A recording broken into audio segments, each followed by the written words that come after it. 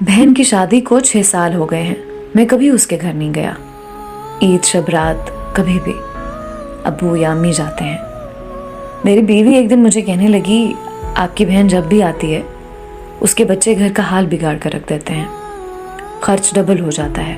और तुम्हारी माँ हमसे छुप छुपा कर कभी उसको साबुन की पेटी देती है, कभी कपड़े, कभी सर्फ के डब्बे, और कभी कभी तो चावल का थैला भर देती है। अपनी माँ को बोलो ये हमारा घर है, कोई खैरात सेंटर नहीं। मुझे बहुत गुस्सा आया। मैं मुश्किल से खर्च पूरा कर रहा हूँ और माँ सब कुछ बहन को दे देती है। बहन एक दिन घर आई हुई थी। उसके बेटे ने टीवी का रिमोट तोड़ दिया।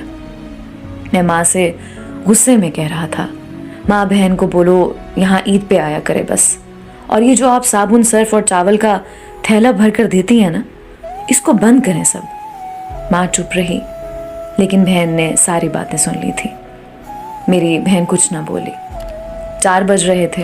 अपने बच्चों को तैयार किया और कहने लगी, भाई मुझे बस स्टॉप तक छोड़ाओ। मैंने झूठे मुंह कहा, रह लेती कुछ दिन, लेकिन वो मुस्कुराई, नहीं भाई, बच्चों की छुट्टियां खत्म होने वाली हैं। फिर जब हम दोनों भाइयों में ज़मीन का बंटवारा हो रहा था तो मैंने साफ इनकार किया। भाई, मैं अपनी ज़मीन से बहन को हिस्सा नहीं दूंगा। बहन सामने बैठी थी, वो खामोश थी, कुछ ना बोली। माँ ने कहा, बेटी का भी हक बनता है, लेकिन मैंने गाली देकर कहा, कुछ भी हो जाए मैं बहन को हिस्सा नहीं दूंगा। मेरी बीवी भी बहन को बुरा भला कहने लगी और वो बेचारी खामोश थी।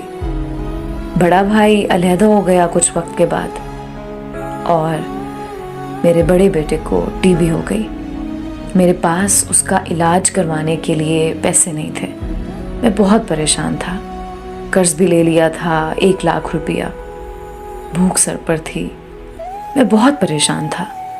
कमरे में अकेला बैठा था, शायद रो रहा था अपने हालात पे।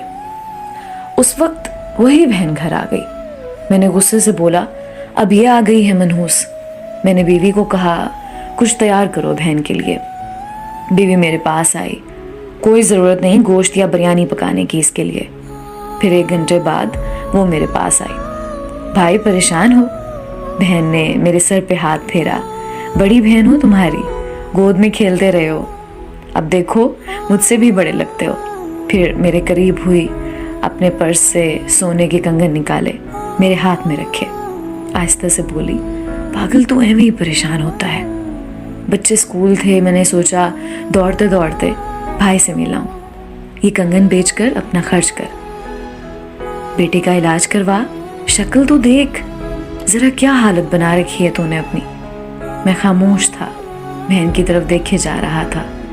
वो आहिस्ता से बोली, किसी को ना बताना कंगन के बारे में, तुमको मेरी कसम है। मेरे माथे पे बूसा किया और 1000 रुपया मुझे दे दिया, जो 150 के नोट थे। शायद वो उसकी जमा पूंजी थी। मेरी जेब में डालकर बोली, बच्चों को गोश्त ला देना, परेशान ना हुआ कर। जल्दी से अपना हाथ मेरे सर पे रखा और कहा कि देख कैसे तेरे बाल सफ़ेद हो गए। वो जल्दी से जाने लगी।